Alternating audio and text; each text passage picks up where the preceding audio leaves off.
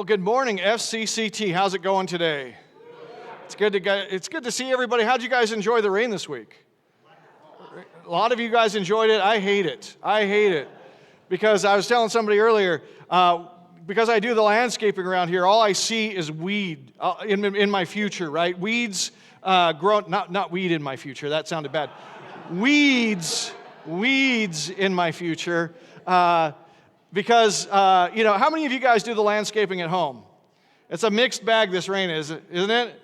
Yeah, so that's kind of how things go sometimes, but we're going to try to get through the rain and all the other things that come with life. And today we're going to talk about how to be salt and light in the midst of all of that. And so if you want to turn to Matthew chapter 5, we're going to be there in just a second. We're going to be in verse 13 today. And as we're getting started, I did a lot of research this week on salt. And because today we're going to talk about being salt. What does it mean to be salt in the world? And what's really interesting is I started remembering back to when I was growing up. I don't know that we owned a salt shaker. Any of you guys grow up like that? Like, salt didn't exist for us. Like, in our house, like, there wasn't salt. I think salt was the enemy. Maybe it had already come out that salt was bad for you or supposed to be bad for you or something. I don't know what the deal was. Maybe, my parents grew up in the Great Depression. I don't know. But for whatever reason, we didn't have salt at home. And I remember, the cooking was pretty bland. And then I remember kind of moving out from my house and kind of getting out into the world and realizing that there was this whole world of flavor. Like, food was supposed to have flavor. It was new to me. And so I kind of, hit that running. And how much salt is too much for you guys, right? Like, if you're going to cook a chicken, say, you're going to put some salt on it, how much is too much? Would a tablespoon be too much? Yeah, that'd be too much. What about a couple tablespoons? Would that be too much?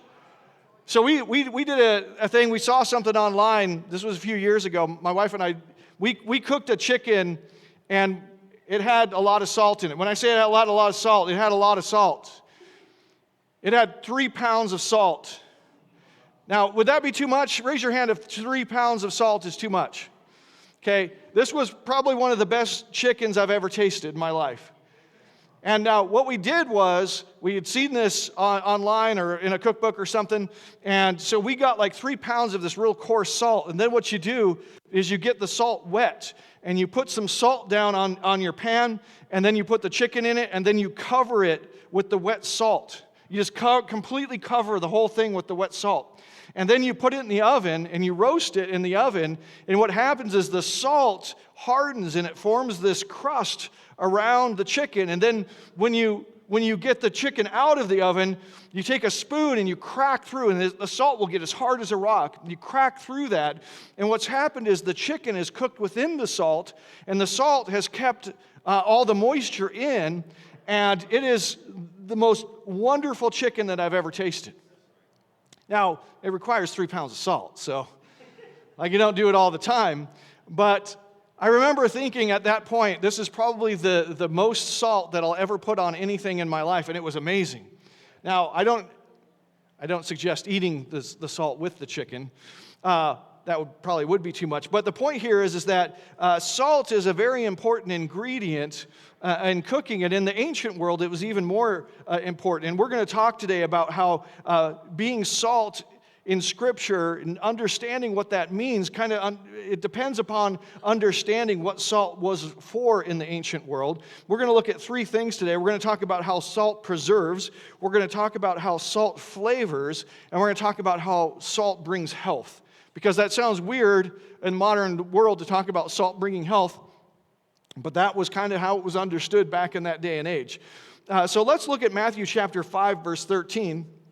And it says this, it says, "You are the salt of the earth, but if salt has lost its taste, how shall its saltiness be restored? It is no longer good for anything except to be thrown out and trampled under people's feet." Well, the thing is that salt in the ancient world was an extremely important commodity. And in fact, salt was one of the things that's responsible for building civilization. I did kind of a deep dive this week on salt, and I read some books about how salt was really foundational for the development of civilization. And really, civilization, one of the first places it develops is in China, and the reason is because they first understood the importance of salt and started figuring out how to extract salt out of their environment. And that was followed up by people in the Middle East, and that's where kind of civilization next kind of pops up, and it goes around the world, and it's really based on the ability to have salt. And you might think to yourself, well, why is that? Like, why is salt so important? And the reason for that is that your body must have salt to survive, and yet your body cannot store salt very easily. You know, every time you sweat, every time you move, every time you work, you're losing salt out of your body. It doesn't store very well in your body, and so you need to constantly be replenishing that. In the ancient world, before civilization kind of happened, and all the societies were kind of hunter-gatherer societies, what happened is that they ate a lot of meat, and so that replenished the salt in their body. But in order for cities to develop, and in order for culture and everything to grow, what had to happen is people had to stop spending so much time going after their food, and the magic key for that was agriculture. You see, rather than going off and chasing an animal and trying to find it somewhere out in the wilderness, if I can actually have animals around me, that's really good. Now, the problem with having animals around you is then you need to have food supplies around you too, because the animals need to have food to eat, and otherwise you're still taking the animals everywhere. And so agriculture was kind of the keystone of building civilization. Well, the thing is that once you have agriculture, you have people eating a lot more like grains and stuff like that, and there's not enough salt in those things to sustain human beings. And so all of a sudden now with agriculture, in order to make agriculture viable, you have to have salt. Without salt, agriculture really is not a viable way to run your society. And so it's interesting that this idea of salt becomes tied in the ancient world with actually being able to have a civilization. And so let's talk about, first of all, how salt preserves. Now, one of the things that's really fascinating is if you look into how salt preserves, one of the things that is really remarkable is that in Europe, they got their salt because most of the places in Europe are far from the ocean. If you were on the coast, you got your salt by evaporating water out of ocean water and just leaving the salt behind. So you did that by either letting the sun evaporate it, or you did that by boiling, but that's how you got your salt if you were by the coast. Now, if you were in the middle of Europe, that's not how you got your salt. You got your salt by mining it. So there were these great salt mines, and in fact, almost all the big European cities were near salt mines. The reason for that is because, number one, as we talked about, you need salt. Number two, salt is hard to transport, so you don't want to take it far away because it's heavy. You want to bring the people to the salt rather than bringing the salt to the people. And one of the things that was really interesting learning about this is that the Celts were really big into salt mining. And in fact, what they've done is in modern salt mines in Europe, they've actually discovered ancient salt miners who, well, they killed over and died in the salt mine. And this has been a tremendous boon for archaeologists, because if you're a salt miner and you die in a salt mine, guess what happens? You're preserved. And in fact, not only are you preserved, but all your belongings generally are preserved as well. And so they found these immaculately preserved people from before the time of Christ in these salt mines. And they can tell the colors of their clothing. It was very brightly colored. Like we have this idea in the ancient world, like everybody was wearing gray or tan or like drab colors. Not the Celtic people. They had super brightly colored clothing. And the reason they know this is because when you die in the salt mine, you're preserved. And in fact, what happened was, for the Celtic people, they actually understood that it's better to financially to send around the world when you're trading meat that's been packed in salt and preserved than to send the salt itself. And so that's what they did. And they now know that the Celts went all around the world trading preserved meat in salt. Why? Because in the ancient world, there's no refrigeration.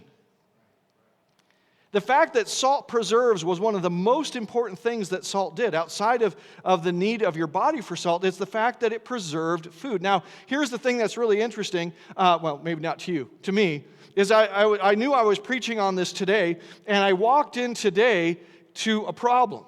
And that problem was our refrigerator died last night. Well, it didn't die. It decided to go rogue last night. So I come in this morning, and our refrigerator in the kitchen over there, it's 90 degrees in the refrigerator. It's actually hotter in the refrigerator than it is in the rest of the kitchen. It's blowing hot air. Everything is getting cooked in the refrigerator. And because none of that stuff was salted, it's all spoiled, right? So that's what I spent my time doing today, is pulling things out, things that were, let's say, in rough shape.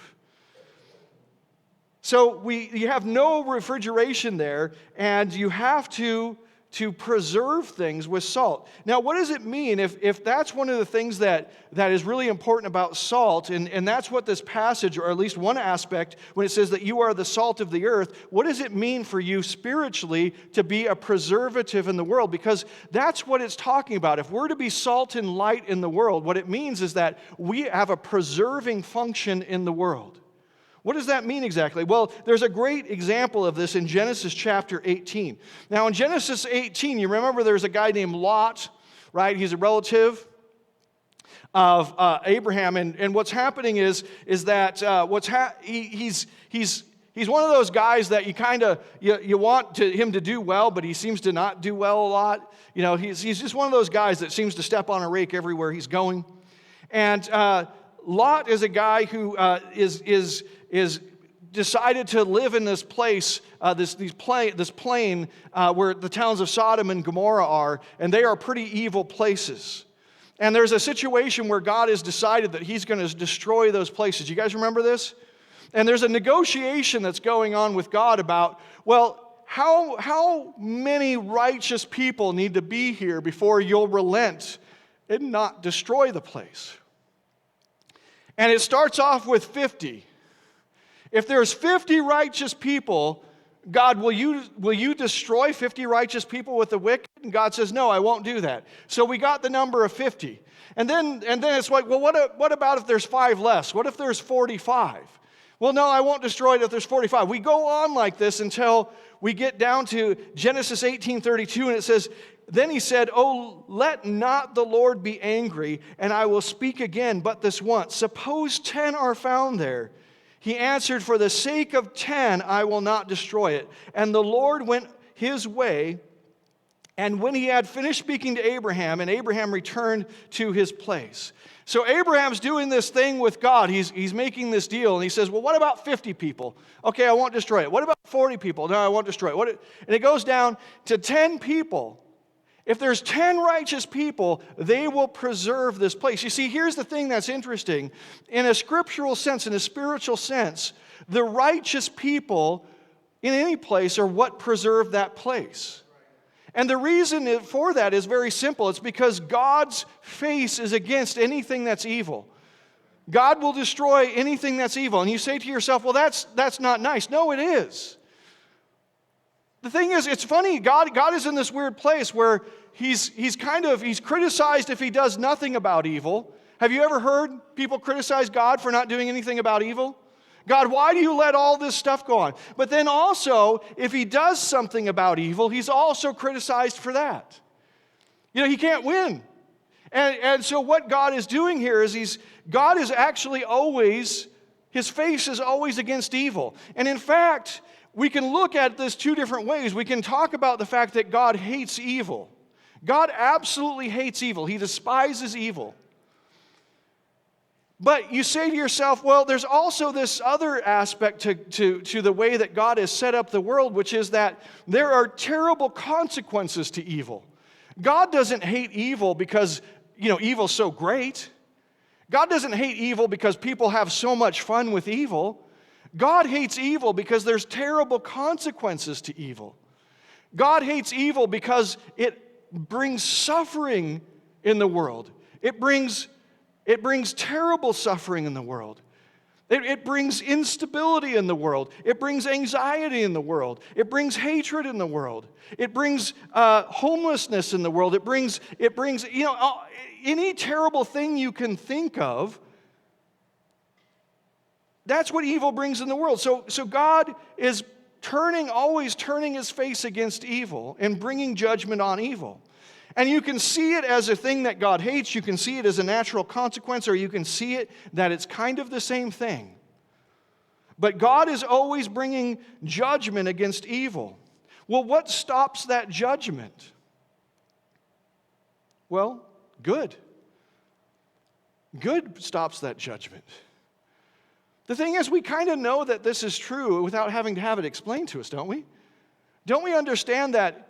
The thing is that if you have a city and that city is on the verge, let's say there's all kinds of riots going on in that city, that if you have a situation where there's people who will stand up and say, we are not going to do this, if you have people who will call on their neighbors to love each other, if you have people who will go out in the world and say, look, we can't do this, we have to chart a different course. If you have people who are willing to convince the people around them not to do it, can those people save a city?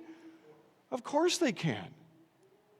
How many of you guys remember 1989? Anyone here? I know I'm old, so I remember it, but do you guys remember this picture? Tiananmen Square, wasn't it? Do you remember that there was a situation where people were crying out for freedom? And the government was completely trying to put a stop to that. And that there was this line of tanks, and remember there was one man standing in front of that line of tanks. Those tanks had just, and this is the zoomed out picture. We don't even really, I remember seeing that first picture, like 4 tanks. And if you remember, the tanks would try to turn and he would walk over here, and then the tanks would try to turn the other way and he'd walk over there, and he was stopping them from going to different parts of the city and doing in different parts of the city what they had just done in Tiananmen Square. And yet, that's the bigger picture. He's not standing down 4 tanks, he's standing down hundreds of armored vehicles. When you see something like that, does it inspire something in you? Do you remember that moment and thinking to yourself, wow, this guy, how can he do something like that? And if it's possible for him to do something like that, all of a sudden, maybe I should be doing a little bit more with my life. You see, here's the thing that happens is we don't understand that just living the life that God has called you to live, just loving your wife, loving your kids, trying to make the best out of what you can in your neighborhoods, trying to help your friends in your neighborhood, just being that kind of person, you don't understand the preserving effect that has in the world. There's a thing called mob mentality, and maybe you've been a part of it, maybe you've seen it. If you're a teenager, you know exactly what it is, right? Because when you were a teenager, what did your parents tell you? Don't hang out with the wrong crowd. Why did they tell you that? Because you remember times, don't you, when you hung out with the wrong crowd and they were doing something that you never would have done on your own, but because you're with them, you did it. And you also know that if you're hanging around people who are doing good, people that are making something of their lives, then you're inspired. You say, well, maybe I can do that too. You see, there's a preserving effect that the righteous always have in the world. Every person who practices righteousness is keeping the judgment against evil at bay, because they're keeping evil at bay. In 1 Kings chapter 19, verse 14, it says, he said, I have been very jealous for the Lord, the God of hosts. This is Elijah, and Elijah is having a rough time. We talked about this passage a while ago. Elijah's having a rough time because, he thinks he's won this great victory over the prophets of Baal. You guys remember that? He kind of had this showdown, this confrontation, and he was the guy that was standing up to the line of tanks. But in this case, he was standing up against the line of the Baal prophets. And so he's had this showdown with them, and he's won a great victory, and a lot of the prophets of Baal have been put to death, and so he thinks things are going to change, things are going to get better. But then Jezebel, she's the queen, and she's the one who's kind of supporting financially all the prophets of Baal. She's still around, and she basically says, look, Elijah, you might have won this victory, but I'm going to win the war, and you're dead. And so Elijah has to run, he has to flee, and so it's like he won this great victory, and the outcome has been like nothing. And so he goes off into this cave, right? Because that's where you go when you're in the Bible and you're having a rough time. That's where you seem to end up, is in a cave. There's a reason for that, and we won't go into it, but that's where you end up, and he's in this cave, and he's kind of like, he's moping around a little bit, he's feeling sorry for himself a little bit, and it says in verse 14, he said, I have been very jealous for the Lord, the God of hosts, for the people of Israel have forsaken your covenant, they've thrown down your altars, they've killed your prophets with the sword, and I, even I only am left, and they seek my life to take it away. He's like, everybody's left you, God, except for me, and they're after me. They're going to kill me. Everybody's being dumb. Everybody's ridiculous. Everybody's stupid. He's not saying exactly those words, but that's kind of the gist of it. I'm trying to put it in those words because isn't that what we say sometimes to ourselves? Why is everybody like this? Why does nobody help? I remember my mom. She'd be walking around our house. I work my hands to the bone and nobody helps me, right? Because that's what moms do, right? Because moms are sitting there carrying a lot of weight for those things and they don't feel like anybody's helping them. And the thing is, in your spot, maybe you're at work, you're trying to do the right thing and nobody's helping you. Maybe you're trying, you know what I'm saying? Like you're out there and you feel like that guy who's standing in front of the line of tanks. And you think, I am totally and utterly alone. See, that's how Elijah's feeling. And when that happens, you might start to say to yourself, well, why should I be the last sap, right? Why should I be the last person that's doing what's right? Why should I clean up the house when nobody else is? Why should I, stand up for what's right at work when nobody else is? Why should I do the right thing here when nobody else is? Why should I be the only one in town who cares about this, that, or the other thing? You see, that's how evil prospers. Is one by one, everybody feels like they're the last one doing it, and they don't want to be the last sap. They don't want to be the last person who's missing out on whatever is gained by doing what's evil, by going along with the crowd. They don't want to be the last one with the target on their back. They don't want to be the last one that doesn't fit in. They don't want to be the last one who doesn't have any friends. They don't want to be the last one. That's how evil prospers. You see, what happens is we see other people doing evil and we say, well, that's what everybody's doing now. We make it bigger in our mind than it really is. We say, that's what everybody's doing now, so I'll do that as well. See, that's exactly what's happening here with Elijah. Verse 15 says, and the Lord said to him, go return on your way to the wilderness of Damascus. Well, that sounds like fun, right? He's like, go back to the wilderness of Damascus. And when you arrive, you shall anoint Hazael to be king over Syria. And Jehu, the son of Nimshi, you shall anoint to be king over Israel. And Elisha, the son of Shaphat, the Abel Mahaloah, you shall anoint to be the prophet in your place. Don't take any of those pronunciations as gospel. Every one of those was wrong, okay? And the one who escapes from the sword of Hazael shall Jehu put to death. And the one who escapes from the sword of Jehu shall Elisha put to death. Yet I will leave 7,000 in Israel, all the knees that have not bowed to Baal, and every mouth that has not kissed him. You see, what's happening is Elijah thinks that he's the only one, and what Elijah doesn't understand is that there's still a remnant of 7,000 people who are just like him, but they're just going on about their business quietly. They are quietly following God. They are quietly refusing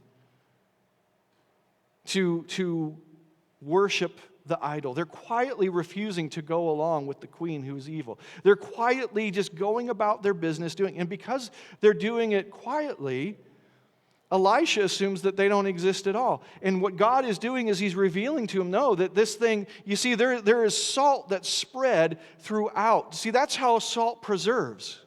Salt preserves because it gets spread throughout whatever it is that it's preserving. If you want to preserve a piece of meat, you don't put salt on one spot. And you make sure the whole piece of meat is covered in salt. You make sure that the piece of meat is sliced thin so that the salt can surround it. You see, here's the thing that you don't understand. You might be the only one in this one spot, but that's all God needs in this spot. If you're willing to do what's right, if you're willing to stand up, if you're willing to embrace the life of abundance that God has called you to, if you're willing to love others the way that they should be, maybe you're the only one God needs in this spot, and you don't know about all the other spots God's got somebody in, but He's got somebody in all those spots, and He spread you guys out because that's the job of salt. You see, salt doesn't need more salt. The meat that needs to be preserved is what needs salt. And you can't say, well, there needs to be more and more salt around me so that my job is easier, so that I feel better about this. No, the thing is that there's only so much salt, and that salt needs to go around the whole world, and it needs to preserve the whole world. God has got us on a mission to bring the kingdom into fruition. And the first part of that is to preserve what's here. And to preserve what's here, God scatters us out throughout the world because it's the righteousness that is preserving the world. What's your job? Your job is to follow Christ. Your job is to live the abundant life in whatever area you're in. The job of a Christian is to be surrounded by their enemies. When Jesus came down to this world, He wasn't like, hey, where are all the good, righteous people? When Jesus was on this world, He didn't say, well, where are all the good people at? Let me go hang out with them. Jesus said, it's the sick who need a doctor. Jesus said, I came to hang out with sinners. I came to call the lost. I'm leaving the 99 to search for the one sheep that's not here. Your job is to follow Christ, to live the abundant life. You see, we all think that we need to be like influencers, that we need to have a following, that we need all this stuff. And the reality is that God needs us right where we're at to influence the people who are directly around us. We want to become some giant cube of salt instead of being a really effective grain of salt where God has placed us. We don't need to be joiners of this movement or that group. We need to be authentic disciples who follow Christ and who live out their abundant life and who influence the people that are right around them. You see, God didn't call us to make followers. He didn't call us to make influenced people. God didn't say, and you will be an influencer. God said, make disciples of all nations. And you see, the thing is that when you make disciples of all nations, you have to have a profound influence on somebody to actually make a disciple. It's not enough just to have a glancing blow. It's not enough to have, just a barely, you walk by somebody and you bump their shoulder. That's not what makes a disciple. What makes a disciple is a relationship when they see your life clearly enough to see the abundance of grace that God is pouring into it. The second thing we need to understand is that salt flavors. So the first thing is that salt preserves, and the second thing that salt flavors. Now, he specifically calls out this aspect of salt here. He says, if the salt has lost its taste, how shall the saltiness be restored? Here's the thing. Think about what it's like to live back in the ancient world. What's food like back then? Think about it for a second. What is food like in the ancient world? Are you going down to the pizza parlor and picking up some of that? No. Thing is, food, especially for the common person, is a pretty bland affair. It's pretty bland. If you can get a little salt, man, that makes a huge difference. The kinds of food that they ate in Bible times was not only bland, but it was often maybe not the highest quality or the freshest thing in the world, right? Why is that? Well, it's because, again, they didn't have a lot of technology for preserving things, and the thing is they didn't have a lot of money. Food was hard to come by. So if something was edible, you basically ate it. Right? There's a guy online, he's got a YouTube channel, his name is Steve1989. And this guy is kind of nuts. He eats old MREs. By old MREs, I mean, there's a video of him eating a piece of hardtack, it's like a biscuit, from the Civil War. Okay? It isn't good. Doesn't taste great. It's edible, doesn't taste great. Now, does that mean if you find a biscuit from the Civil War, you should eat it? It's not what I'm saying. This is not advice, okay? This is a disclaimer, legal disclaimer. Don't go out eating things from the Civil War. Now, sometimes when he opens up these MREs, and he'll open up MREs from the Korean War, from the Vietnam War, sometimes the smell of them is so bad that he has to put on a gas mask.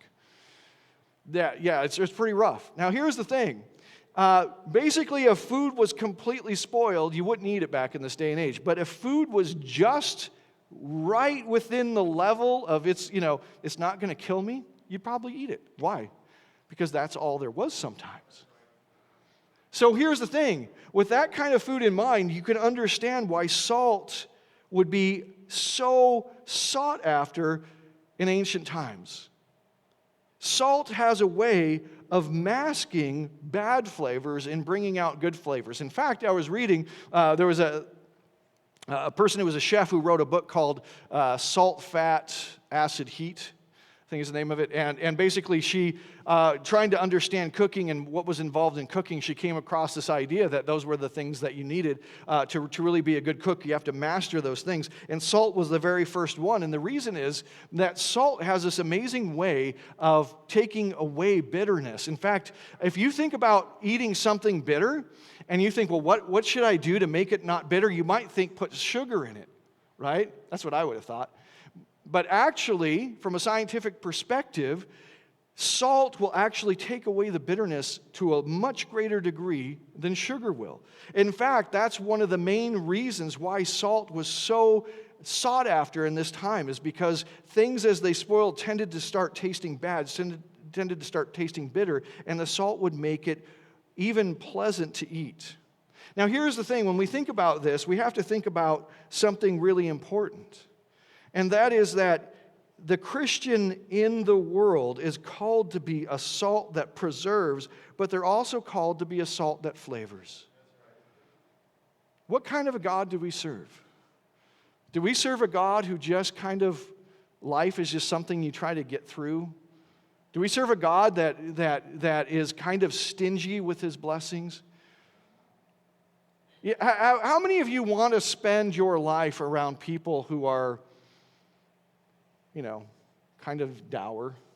Does that sound good? You think, hey, man, where can I find some really, where can I find the people who are in a bad mood? That's what I'm really looking for. That's what I want out of my life. Where can I find the people who are kind of grumpy, the people who are, kind of not excited about life or about anything? Where can I find those people who, just kind of bitter? Some bitter, sullen people is really what I'm looking for in life. We don't think that way, do we? The thing is that we as Christians are not only put in this world to preserve the world, but we're put in the world to flavor the world. The thing is, when people come into contact with us, what they should think is, I want to spend more time with that person. When Jesus walked this earth, it wasn't like he was handing out free money. And yet we hear over and over again how the crowds follow Jesus. In fact, when you start looking from about Matthew 5 to like Matthew 9, there's this refrain over and over again about the crowds. See, in that part of the gospel of Matthew, what's happening is he's talking about Jesus' public ministry and how the crowds are always following Jesus. The crowds are always after Jesus. The crowds are always wanting to be with Jesus. The crowds are there. The thing is, why do people want to be with Jesus? And you could say, well, he was healing people. That's true. But it's not like every single person had some kind of malady. There was just regular people who didn't need anything healed on them that wanted to be near Jesus. They wanted to hear Jesus. They wanted to touch Jesus and listen to Jesus and be friends with Jesus.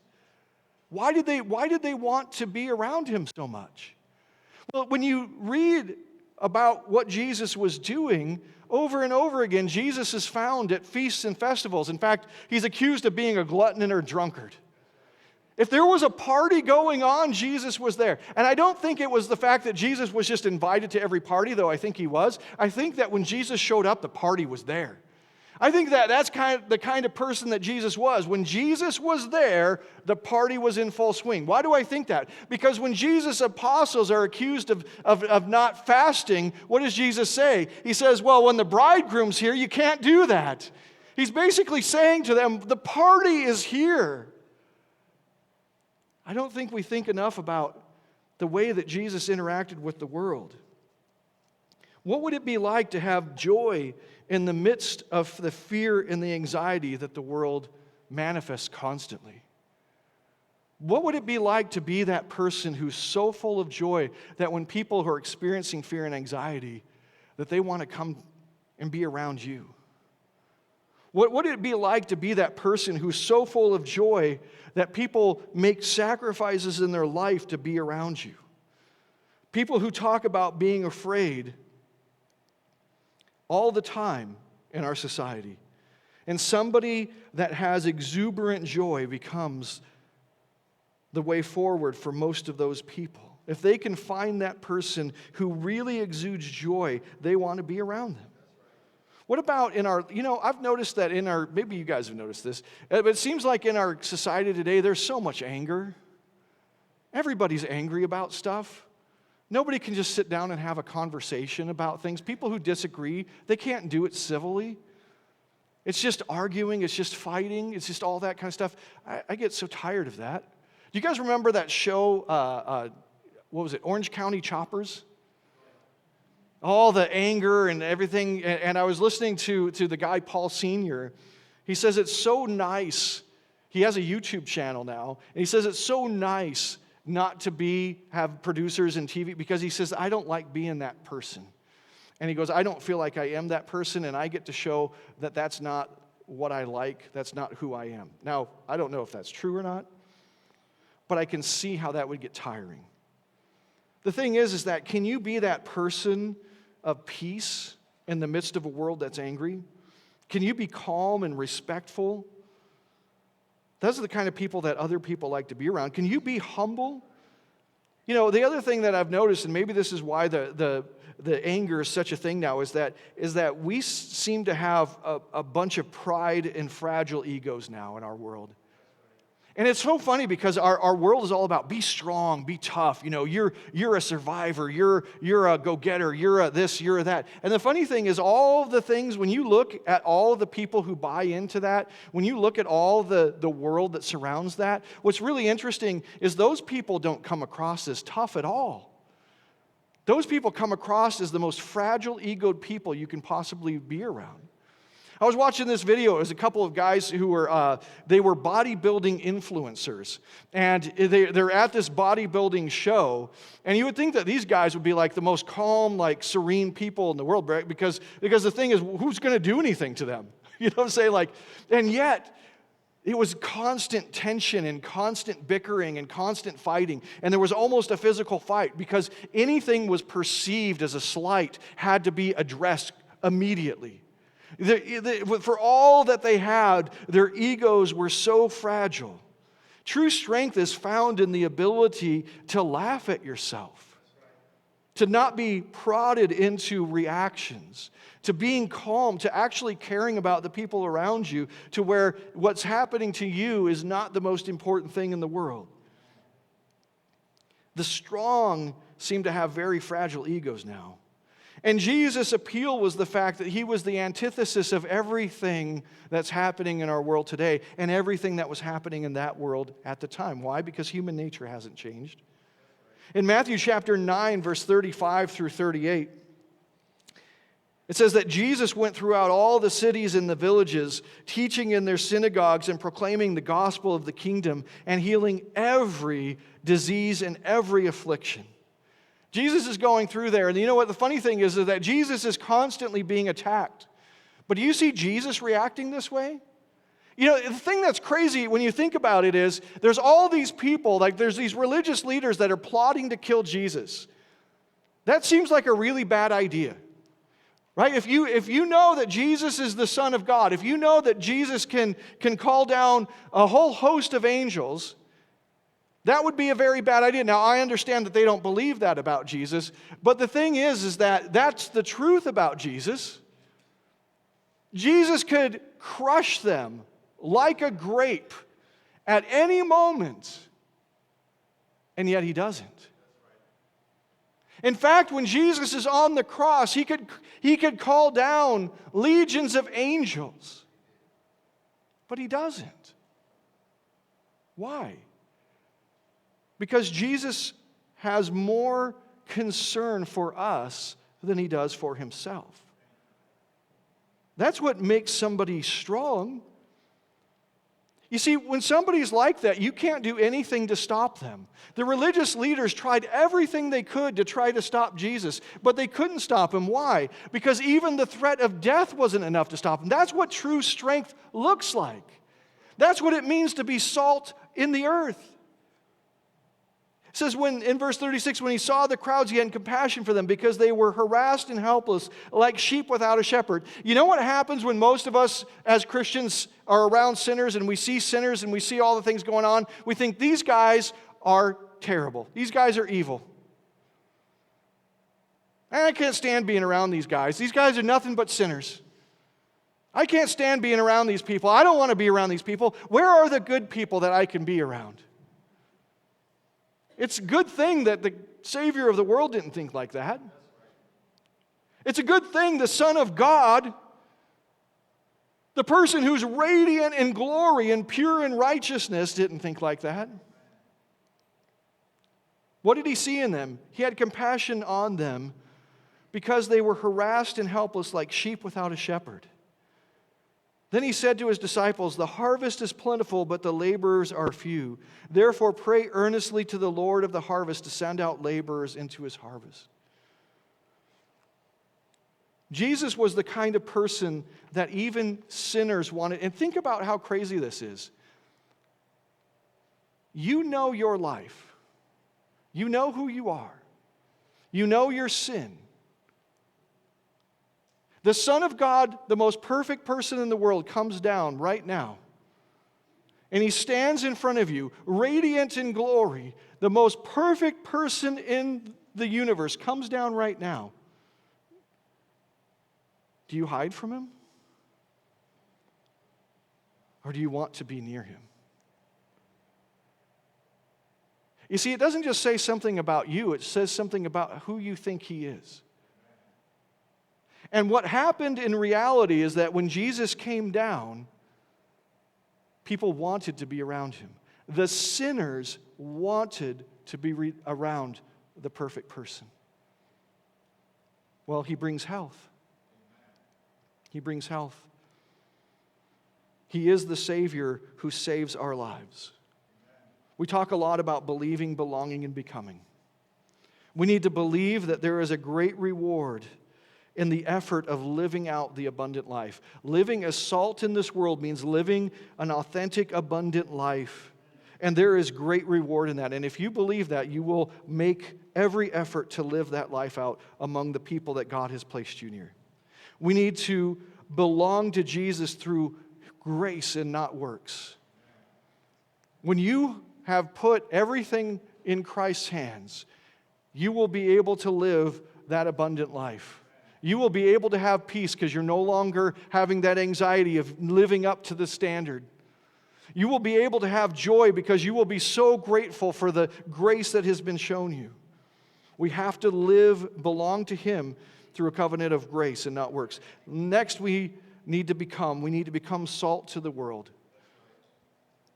We invite you today to do those things. Thanks for joining our worship service today. Please follow us on our Facebook page where you can let us know about any needs or prayer requests you may have and keep up with the latest church news and events. You can also check out our past lessons and other videos by visiting our YouTube channel. At First Christian, we strive to be the presence of Christ in the world by helping others to believe in God's love for them, to belong to His church, and to become like Christ in their lives.